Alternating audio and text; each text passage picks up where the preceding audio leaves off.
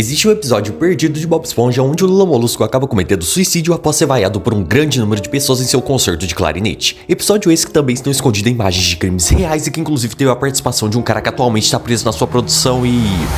Calma, isso é só uma lenda, relaxa. Na real, isso que eu acabei de te dizer é um breve resumo da creepypasta Red Mist, mais famigerada como o suicídio do Lula Molusco. A história é essa que, além de ser muito conhecida na internet afora e ter originado daquela imagem do Lula Molusco chorando, também aborda diversos temas complexos e pesados que talvez até mesmo você que já viu essa história inúmeras vezes nunca reparou. Mas é exatamente nisso que a gente vai se aprofundar nesse vídeo, a mensagem por trás de Red Mist. Além, claro, de passar pela história da creepypasta pra você que não a conhece, o que é bem difícil, como também pra você que não se lembra muito bem da história.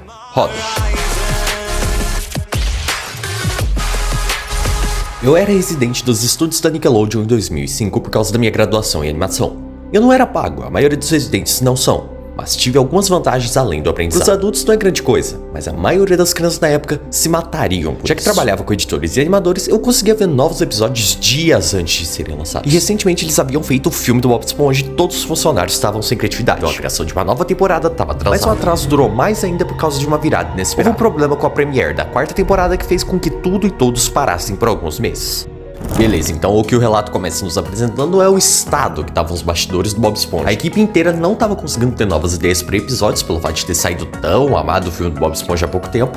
E pra piorar a vida de todo mundo, a premiere da quarta temporada acabou tendo um problema. No caso, eu não sei ao certo o que seria essa tal premiere da quarta temporada, não consegui achar nenhuma definição sobre isso, mas aparentemente o significado da palavra premiere é chefe de governo, ou seja, temos que interpretar que ele se refere à pessoa que comandava a equipe ou algo do tipo. Voltando, o relato segue com a pessoa dizendo que recebeu um acesso antecipado a um episódio do Bob Esponja, mas que o nome desse episódio o deixou preocupado. Eu e mais dois residentes estávamos em uma sala juntamente com chefes de animação e os editores de som. Recebemos uma cópia do que viria a ser o episódio Medo de Hambúrguer e nos juntamos em frente à televisão para assistir. Os animadores costumavam colocar títulos engraçados, numa espécie de piada interna. Por exemplo, títulos como o sexo não funciona ao invés de Nana Nenê Conchinha, no episódio que Bob Esponja e Patrick adotam um filhote de ostra. Nada de fato engraçado. Foi então que lemos o título do episódio. Era o suicídio do Lula Molusco. Não pensamos em nada, além de que seria um tipo de piada mórbida, tanto que um dos residentes até riu do título enquanto a música tema tocava normalmente.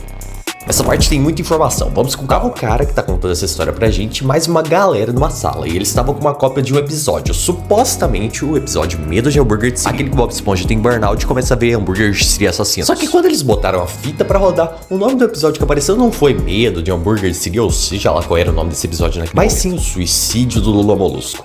O que de primeiro eles não viram como algo problemático, já que os animadores costumavam colocar piadinhas nos títulos dos episódios. É, como a gente pode ver, os animadores tinham um senso de humor bem comum, né? Qualquer pessoa no mundo riria se lesse o suicídio do Lula Molusco.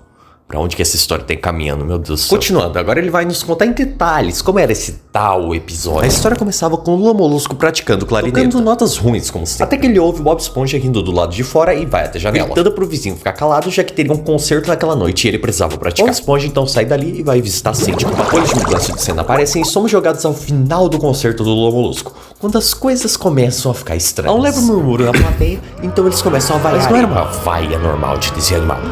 Podia-se ouvir malícia, né? Corta pro Bob Esponja na plateia, que também está vaiando, coisa que o personagem jamais faz. Pra piorar, todos possuíam olhos hiper realísticos e cheios de detalhes com as pupilas vermelhas. Nesse ponto, alguns de nós nos encaramos obviamente confusos, mas não questionamos nada como não éramos roteiristas. A cena muda pra Lula Molusco sentado na beira de sua cama com uma vista do céu noturno da janela de seu quarto. O mais incômodo era que não havia som algum, como se houvessem desligado os alto-falantes da sala, embora não fosse o caso. Lula Molusco só estava lá, sentado, quieto, até que ele começa a soluçar baixinho. Nesse momento ele coloca suas mãos sobre seus olhos e começa a chorar ainda aparentemente quieto. Tudo isso enquanto o som de fundo aumentava devagar, revelando nada além de um som bem difícil de identificar, mas que se parecia com uma ventania passando por uma floresta. Ela começa a se aproximar devagar do rosto do Lula. Quando eu digo devagar, quer dizer que só pode se notar a aproximação se você olhar a cena separadamente. Seus soluços aumentavam, cada vez mais carregados de dor e ódio. Ela treme por alguns segundos e depois volta. O som de vento através das árvores fica cada vez mais intenso, como se fosse uma tempestade. A parte mais estranha era o som e os soluços do Lula. Ambos eram muito reais, como se o som nem viesse dos alto-falantes. Além deles, podia-se ouvir um som parecido com o de uma risada, e que em intervalos aleatórios não durava mais que um segundo. Passados 30 segundos disso,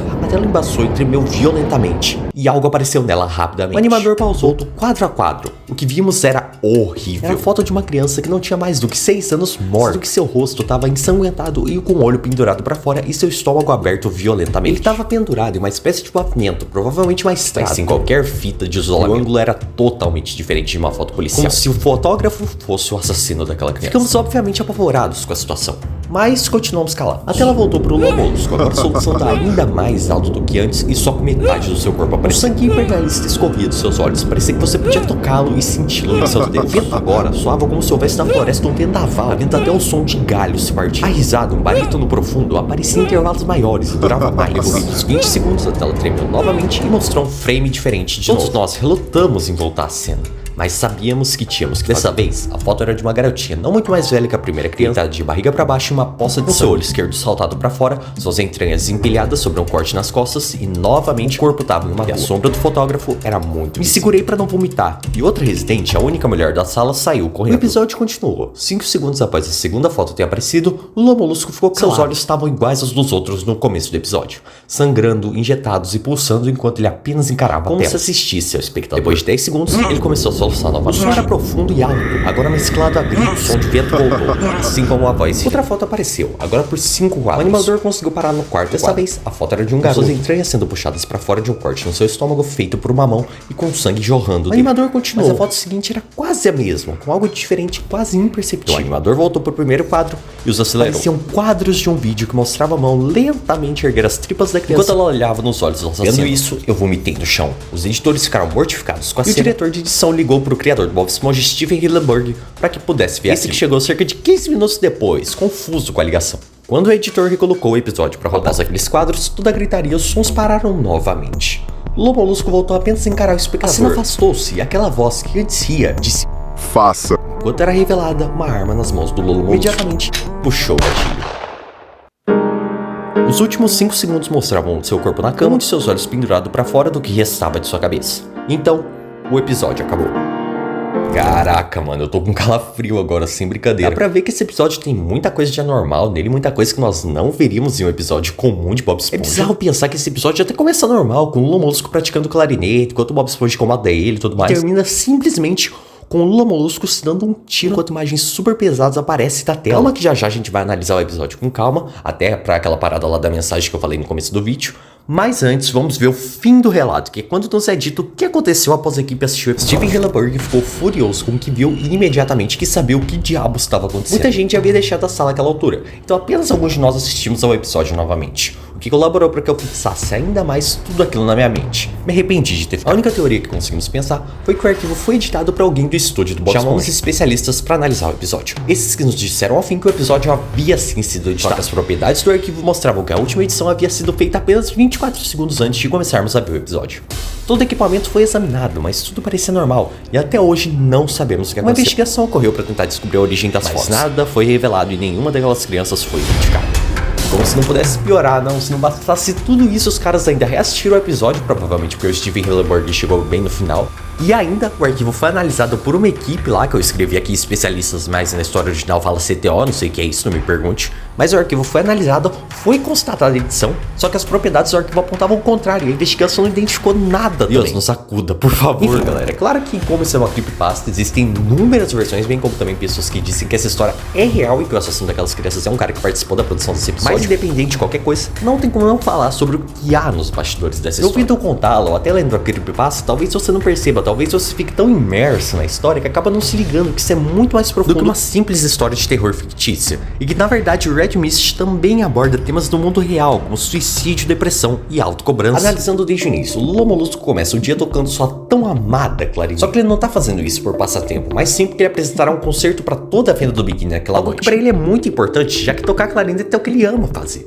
Traduzindo, ele tá se preparando para algo único na vida dele, algo que ele sempre é subestimado, por sinal. Ninguém vê isso como um talento que ele tem ou acredita no seu potencial. Bob Esponja atrapalhando ele sem ser de maneira intencional pode ser entendido como alguém que na tentativa genuína de te ajudar ou te dar algum conselho acaba te deixando para baixo. Eu falo isso porque o Bob Esponja é alguém que gosta genuinamente do Lula Molusco e não teve a intenção de atrapalhar ele, embora acabou. Chegada a hora, Lula Molusco se apresenta imediatamente vaiado enquanto todos vão embora dali, deixando-o completamente sozinho. Isso pode ser interpretado de várias formas, mas acredito que a mais concisa seja referente ao julgamento alheio. O Lula Molusco realiza um sonho de vida, tocar clarinete e ser ouvido por milhares e milhares de pessoas, ou seja lá quantos habitantes tem a fenda do Só que ao fazer isso, todos rapidamente começam a vaiar e vaiar ele, até mesmo o próprio Bob Esponja, dizendo que esse é o tipo de coisa que o personagem nunca faz. Mostra como todos, de uma forma ou de outra, vão te julgar quando você faz algo, seja o que for. Não importa se você tá fazendo a coisa mais admirável do mundo ou simplesmente realizando um sonho.